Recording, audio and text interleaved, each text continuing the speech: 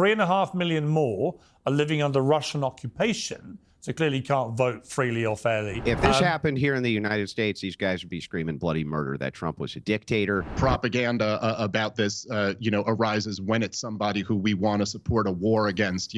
There's how about the way we interact with the Saudis? Let's hop into a Piers Morgan panel as they discuss the Russia-Ukraine conflict following the Trump-Zelensky-Vance argument and the reconvening that we saw. So be sure to smash that like button and we'll hop into this Piers Morgan panel that definitely requires more fact checks or for them to be more ready than they've ever had to be before. The country remains under martial law. So it was supposed to have an election, I think, last April, May. If this happened here in the United States, these guys would be screaming bloody murder, that Trump was a dictator, that he was a neo-Nazi, that he was a fascist authoritarian. If this happened under martial law in the United States, these guys would be screaming for blood right now. For some reason, though, when it's Zelensky, it's fine because it's under martial law. That makes it all better. They can press people into service. That's okay. They don't mind that. But how could they? Okay, but how could they? But Andrew, how could they realistically have a free and fair election, given that 6.5 million Ukrainians have left the country as refugees? Perhaps they could. Hang on. Let me finish. 3.5 million more are living under Russian occupation, so clearly can't vote freely or fairly in the way they may wish to. Plus, they're still at war, so there's a front line which has thousands and thousands more Ukrainians battling it out every day who wouldn't be able to vote either. How does this election even happen?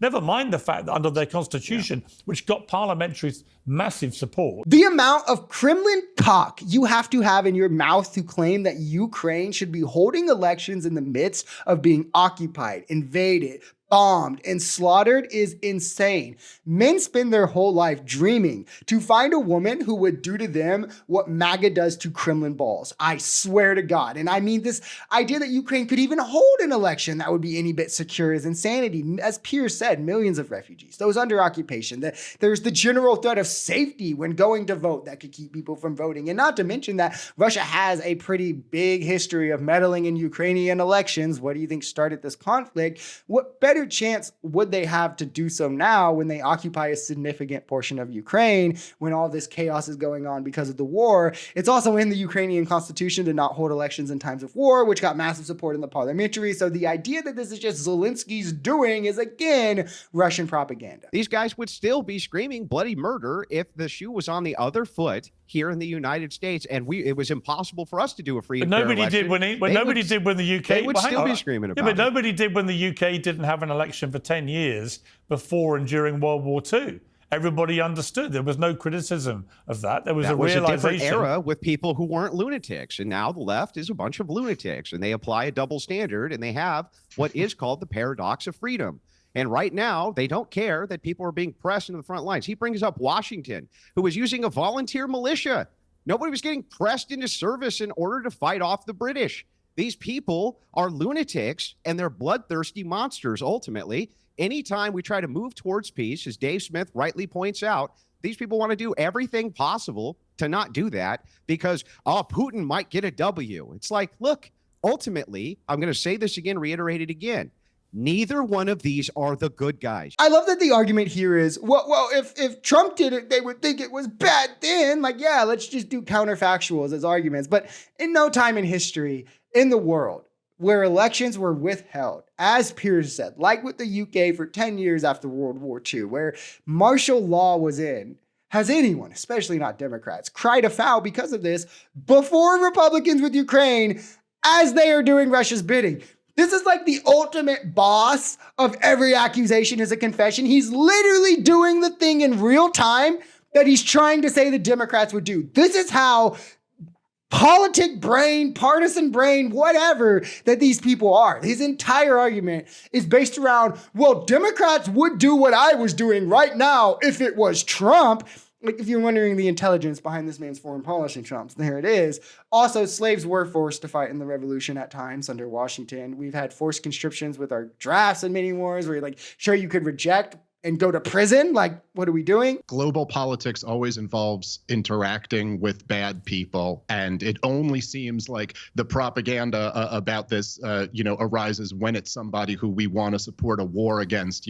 There's how about the way we interact with the Saudis or the Israelis, for that matter? Look, the greatest thing that ever happened in the history of the world has happened over the last 30 years, and there's 1 billion people have been pulled out of extreme poverty, and a big part of that was because Richard Nixon went and talked to Mao Zedong, the most evil man who ever lived by the numbers. And so, look, I just think there's always this fear mongering that is associated with every single war. And, you mentioned age before. I'm old enough to have lived through a lot of these wars right now. America's been in a constant state of war since at least 9/11. And of course, we know that, with the war in Iraq, it was going to be a mushroom cloud over Kansas, right? Saddam Hussein was going to give the weapons that he didn't have to the terrorists he wasn't friends with. I love that his defense of why we should trust the Republican position of capitulating to Russia divulged into, well, look at all these other times that Republicans have lied. He almost defeated his own argument, but let's adjust the points, because why not? Yes, geopolitics will always involve interacting with bad actors. That is actually like the purpose of indulging in geopolitics, is to not allow bad actors to do what they're doing without us intervening. That's literally the crux. However, and this is the important part, as America, we do so from strength to push them towards our interests. I hit my microphone. As America, we do so from strength to move these countries towards our positions.